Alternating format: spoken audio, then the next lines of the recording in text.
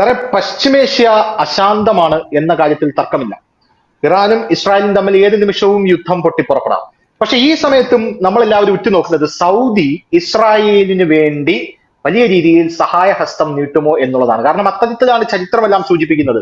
അമേരിക്കയും സൗദിയും ഇസ്രായേലും തമ്മിൽ ഒരു അനൗദ്യോഗിക ഉടമ്പടി എവിടെയോ തുടങ്ങിയതായി പാശ്ചാത്യ രാജ്യങ്ങൾക്കിടയിൽ സംസാരമുണ്ട്. ഇത് പറയുന്നതിന് മുമ്പ് ഞാൻ ആദ്യം ഒരു കാര്യം പറയാം. കാരണം ഇസ്രായേൽ എന്ന് പറയുന്ന രാജ്യത്തെ സഹായിക്കുന്നത് അമേരിക്കയാണെന്ന് നമുക്ക് എല്ലാവർക്കും അറിയാം. അമേരിക്ക പറയും പോലെയാണ് ഇസ്രായേൽ ചലിക്കുന്നതും കാര്യങ്ങളെല്ലാം മൂവ് ചെയ്യുന്നതും. തുർക്കി കഴിഞ്ഞ ദിവസം പറഞ്ഞിരുന്നു ഇസ്രായേലിനെ ആക്രമിക്കുമെന്ന്. തുർക്കി എന്ന് പറയുന്നത് നാറ്റോ സംഘടനയിൽ ഉൾപ്പെടുന്ന ഒരു രാജ്യമാണ്. അമേരിക്കയാണ് നാറ്റോയുടെ തലപ്പത്തിരിക്കുന്നത്.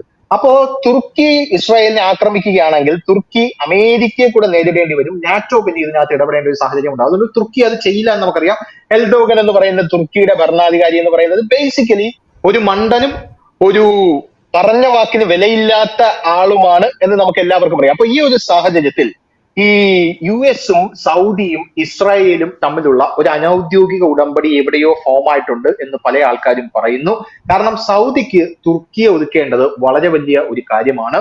അതുപോലെ തന്നെ US-ന്റെ നമുക്കറിയാം സൗദിയിൽ ഏറ്റവും വലിയ എണ്ണ ഖനനമുള്ള രാജ്യമാണെങ്കിലും അവരുടെ എണ്ണയെല്ലാം ഖനനം ചെയ്തെടുക്കുന്നത് US ആണ്. അവിടെ അരാംകോ പോലെയുള്ള US-ന്റെ വലിയ രീതിയിലുള്ള എണ്ണ ഖനന പ്ലാന്റുകളുണ്ട്. അതുകൊണ്ട് അമേരിക്ക പറയുന്നതിനപ്പുറം സൗദിക്കും ഒരു വാക്ക് നമുക്കിപ്പോ ചിന്തിക്കാനായിട്ട് വയ്യ. അപ്പൊ എങ്ങനെയായിരിക്കും ഈ ഇസ്രായേലും സൗദിയും തമ്മിലുള്ള അവരുടെ ഒരു അനൗദ്യോഗികമായിട്ടുള്ള ഒരു മൂവ്മെന്റ് അവിടെ നടക്കാൻ പോകുന്നു?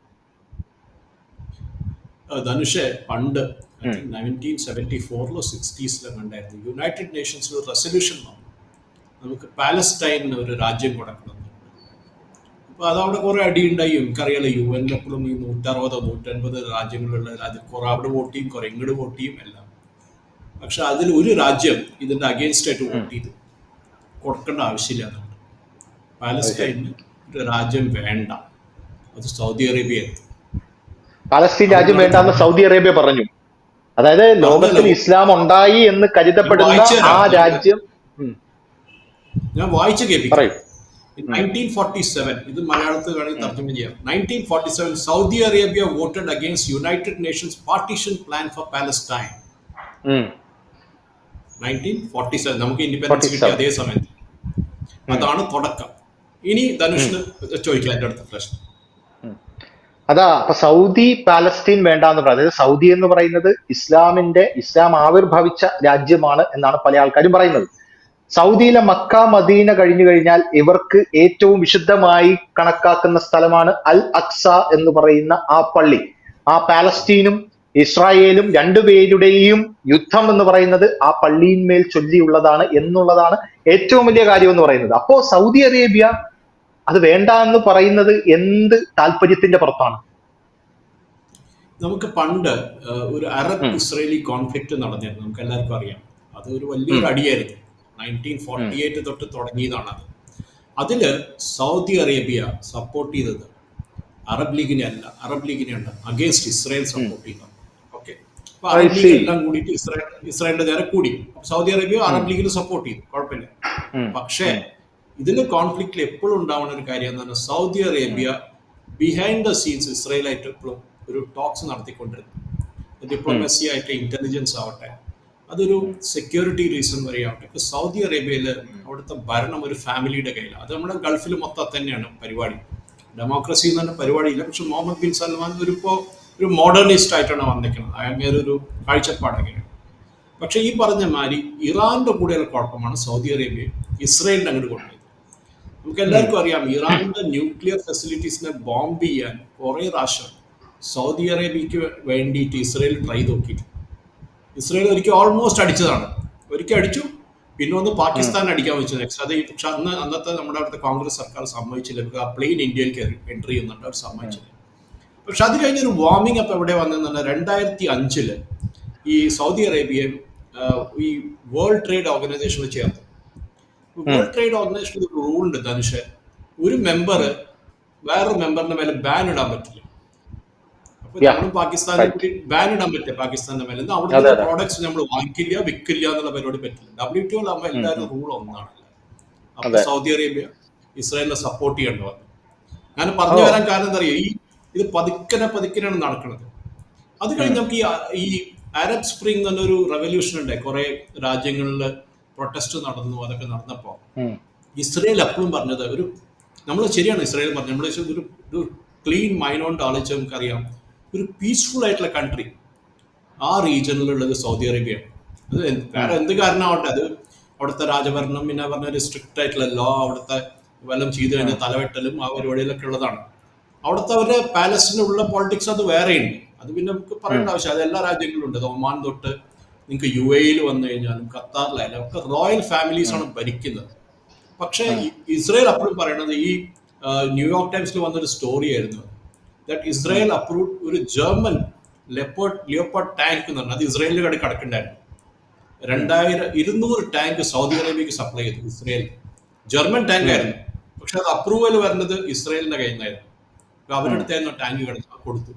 അന്ന് ഉസി ആസാദ് എന്ന് പറഞ്ഞിട്ട് ആളാണ് അന്ന് അപ്രൂവ് ചെയ്തത്. അങ്ങനെ ബെഞ്ചമിൻ നെറ്റന്യാഹുവിന്റെ അന്നത്തെ സർക്കാരിന്റെ അഡ്വൈസർ ആയിരുന്നു, നാഷണൽ സെക്യൂരിറ്റി അഡ്വൈസർ, നമ്മുടെ അജിത് ദോവലിന്റെ മാറ്റുള്ള ആളാണ് പരിപാടി. അത് കഴിഞ്ഞ് നമ്മൾ 2014 വരുമ്പോൾ ഈ ഇസ്രായേൽ ഗാസ കോൺഫ്ലിക്റ്റ് തുടങ്ങിയപ്പോഴും സൗദി അറേബ്യ ആദ്യം ഇസ്രായേലിനെ സപ്പോർട്ട് ചെയ്തു. അവർക്ക് വേറെ കാരണങ്ങളുണ്ടായിരുന്നു ചെയ്യാൻ വേണ്ടിയിട്ട്. ബിക്കോസ് അപ്പോഴും അവർക്ക് മൊസാഡിന്റെ ഇന്റലിജൻസ് ഏജൻസ് സൗദി അറേബ്യയിൽ ഉണ്ടായിരുന്നു. അവർ സൗദിയായിട്ട് കോൺസ്റ്റന്റ് ചർച്ചകൾ നടത്തിക്കൊണ്ടിരുന്നു. ബിക്കോസ് സൗദിക്ക് പിന്നെയും പേടി ഇറാനാണ്. ഇറാൻ ഇതിൽ അടിച്ചു കയറി മുമ്പിൽ പോയി കഴിഞ്ഞാൽ നാളെ ഹിസ്ബുള്ള വന്ന് സൗദി അറേബ്യയിൽ തട്ടും. നമുക്കറിയാം, ഒസാമ ബിൻ ലാദൻ ആള് സൗദി അറേബ്യ എന്നുള്ള ഒരു വലിയൊരു ഫാമിലിന്ന്, ഒരു റോയൽ ഫാമിലി എന്ന് പറയാൻ പറ്റും, വലിയൊരു ബിസിനസ് ഫാമിലി എന്ന് വന്നൊരു എഞ്ചിനീയർ ആയിരുന്നു, കയറി വന്ന ആളാ. പക്ഷെ ഒസാമ ബിൻ ലാഡൻ ടെററിസ്റ്റ് ആവാൻ കാരണം അവിടുത്തെ രാജഭരണമായിട്ട് അടി ഉണ്ടാക്കിയപ്പോൾ അവിടുന്ന് അവർ പിടിച്ച് പുറത്താക്കി സൗദി അറേബ്യ. അങ്ങനെയാണ് ഈ ഒസാമ ബിൻ ലാഡൻ അവസാനം അഫ്ഗാനിസ്ഥാനിൽ എത്തിച്ചേർന്നത്. അപ്പൊ ആ ഒരു ദേഷ്യം ഉണ്ടായിരുന്നു അദ്ദേഹം ഇവരുടെ നേരെ, സൗദി റോയൽ ഫാമിലിയുടെ നേരെ. ഈ പറഞ്ഞ ഇതൊക്കെ കാണുമ്പോൾ സൗദി വിചാരിക്കുന്നത്, നമുക്ക് ഇസ്രായേലിന്റെ കൂടെ നിന്ന് കഴിഞ്ഞാൽ പുറത്തൊക്കെ നമുക്കൊരു സ്റ്റേറ്റ്മെന്റ് കൊടുക്കാം, അവർ കള്ളന്മാരാണ്, അവർ അടിച്ച് ശരിയാക്കണം, ഇവരെ ഇതാക്കണത്. പക്ഷെ ഉള്ളിൽ അവർക്ക് കംപ്ലീറ്റ് ആയിട്ട് അവർക്കൊരു പേടിയുണ്ട്. ബിക്കോസ് അവര് ആ ഈജിപ്തിനെയും ജോർഡനെയും സിറിയനെയും ഒരുമിച്ച് അടിച്ച് ആ 7 Day വാറിൽ ഇസ്രായേൽ അടിച്ചു കഴിഞ്ഞപ്പോൾ ഇവർക്ക് മനസ്സിലായി, ഈ ഇസ്രായേലിൽ എന്ന പാർട്ടി കളിച്ചാൽ കുറച്ച് കുഴപ്പമാവും നമുക്ക്. അപ്പൊ അങ്ങനെ ഒരു റിലേഷൻഷിപ്പാണ് ഇസ്രായേലും സൗദി അറേബ്യയും തമ്മിലുള്ളത്. അപ്പൊ ഇസ്രായേലും സൗദി അറേബ്യയും തമ്മിലുള്ള ഈ ഒരു അനൌദ്യോഗികമായിട്ടുള്ള ഈ ഒരു ഉടമ്പടി, ഇത് ഈ GCC കൺട്രീസ് എങ്ങനെയാണ് നോക്കിക്കാണുന്നത്? സാറിന്റെ അഭിപ്രായം എന്താണ്? GCC കൺട്രീസിന് അവരവരുടെ ഓരോരുത്തർ താല്പര്യം അവരവർക്കുണ്ട്. നമുക്കത് വളരെ ക്ലിയർ. നമുക്ക് ഇപ്പൊ ജയശങ്കർ സാർ, ഖത്തർ പിന്നെ പറയണ്ട, അത് പിന്നെ ഒരു ഫൗണ്ടൻ ഹെഡ് ഓഫ് ടെററിസം ആണ്. UAE ഒരു ട്രേഡിംഗ് പോസ്റ്റ് ആണ്. UAEയുടെ അടുത്ത് എന്താ ഓയിൽ ഉണ്ടോ അങ്ങനെയൊന്നും ഇല്ല അവർക്ക്. അവര് ട്രേഡിംഗ് ആണ് UAE. അതാണ് അവരൊരു ട്രേഡിംഗ് സെന്റർ ആയിട്ട് മാറി, കമേഴ്ഷ്യൽ സെന്റർ ആയിട്ട് മാറി. സൗദി അറേബ്യയുടെ അടുത്ത് സെയിം ടൈം ഓയിൽ ഉണ്ട്, ഖത്താറിന്റെ അടുത്ത് ഗ്യാസ് ഉണ്ട്. ഇതാണ് ഡിഫറൻസ് ഇവർ രണ്ടുപേരും തമ്മിൽ. പക്ഷെ ഈ പറഞ്ഞ മാതിരി ഈ 2015 ഒരു ടൈംസ് ഓഫ് ഇസ്രായേൽ ഒരു ആർട്ടിക്കിൾ വന്നിരുന്നു. അത് ലണ്ടൻ ബേസ്ഡ് ഒരു അറബ് ന്യൂസ് പേപ്പറിന് കോട്ട് ചെയ്ത പറഞ്ഞ്, Israel offered to provide Saudi Arabia Iron Dome technology against rockets from bordering Yemen. ഞങ്ങളുടെ അടുത്ത് നിങ്ങൾക്ക് തരാം. കാരണം ഈ യമനെ കൊണ്ട് സൗദി പൊറുതിമുട്ടിയിരിക്കുന്ന യമനിലെ ഹൂതികളുടെ ആക്രമണം നിരന്തരം സൗദിയിലെ അരാംകോയ്ക്ക് നേരെ വരുന്ന സാഹചര്യം ഉണ്ടായി. പോലെ തന്നെ മക്ക മദീന ആക്രമിക്കുന്ന ഒരു സാഹചര്യം ഉണ്ടായി, അതിനു നേരെ മിസൈൽസ് പാഞ്ഞു വരുന്ന ഒരു സാഹചര്യം ഉണ്ടായിട്ടുണ്ട്. അപ്പൊ ഇസ്രായേൽ അത് അയൺ ഡോം സംവിധാനം കൊടുക്കാമെന്ന് ഞാൻ കേട്ടിട്ടുണ്ട്. സാർ തുടരാം. അങ്ങനെയാണ് അവിടെ ഒരു ഇതുണ്ടായിരുന്നത്. അത് കഴിഞ്ഞിട്ട് പക്ഷേ ഈ എല്ലാ ഇഷ്യൂസ് സോർട്ട് ഔട്ട് ആയി വന്നപ്പോഴാണ് ഈ നമ്മൾ നടന്ന ജൂലൈ 7 നടന്ന ഇസ്രായേലിന്റെ നേരെ നടന്ന ഹമാസിന്റെ അറ്റാക്ക്. എല്ലാവരും പറയണം, അതിന് ഒരാഴ്ച മുമ്പ് വരെ ഇസ്രായേലും സൗദിയും UAEയും എല്ലാം അഗ്രിമെന്റ് സൈൻ ചെയ്യാൻ റെഡിയായിരുന്നു. ഇൻഫാക്ട് ഇസ്രായേലി എയർക്രാഫ്റ്റ്, ഒരു എയർക്രാഫ്റ്റ്, ഒരു എയർലൈൻ ഉണ്ട്, ഒരു നാഷണൽ എയർലൈൻ ആണ്. ആ നാഷണൽ എയർലൈൻ UAEയിലൊക്കെ ലാൻഡ് ചെയ്തതാണ് ഒഫീഷ്യലായിട്ട്. അവരെ ഒഫീഷ്യൽസ് ഒന്ന് റിസീവ് ചെയ്തു. ആ ഗൾഫ് കൺട്രീസിൽ കുറെ ദേശങ്ങളിൽ ലാൻഡ് ചെയ്യാൻ തുടങ്ങിയവർ.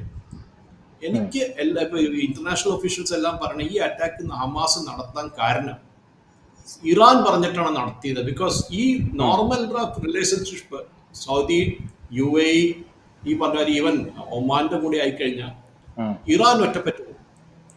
ഇറാൻ ആ ഇത് നിർത്താൻ വേണ്ടിയിട്ടാണ് ഈ ജൂലൈ 7 അറ്റാക്ക് നടത്തിയെന്നാണ് എല്ലാവരും പറയുന്നത്. ശരിയായിരിക്കും കേട്ടോ.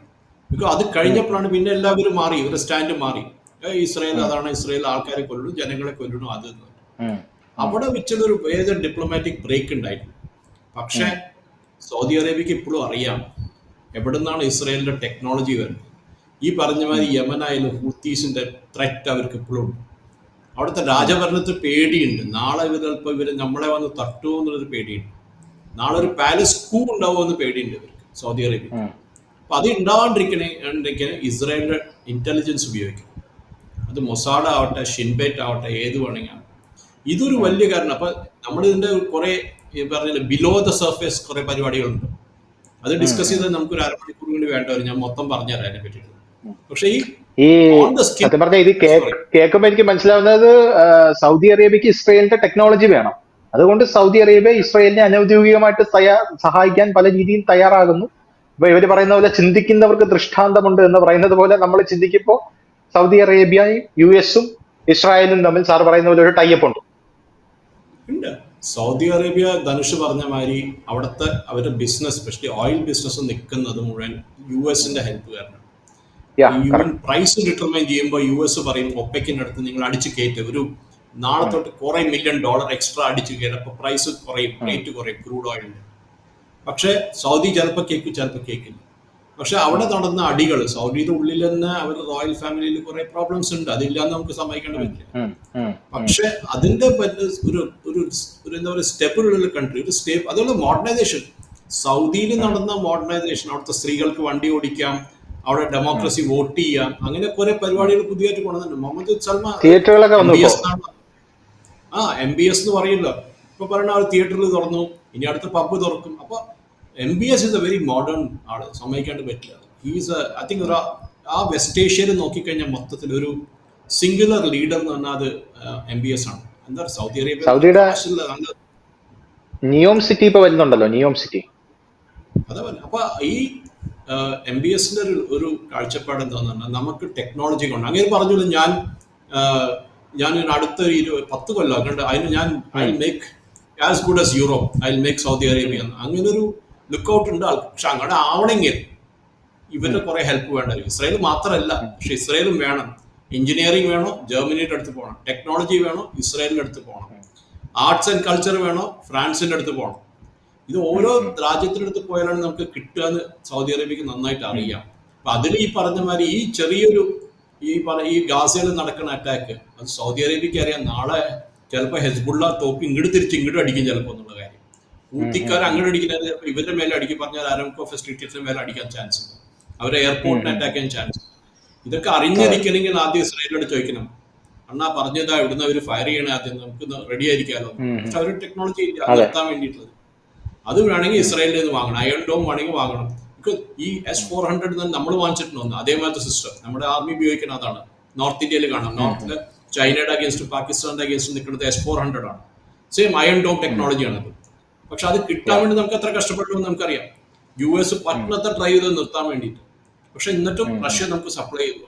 ഇനിയും 2-3-4 വരാണ്ട്, ഇനി ഒരു കംപ്ലീറ്റ് യൂണിറ്റ് വരാണ്ടാണ്.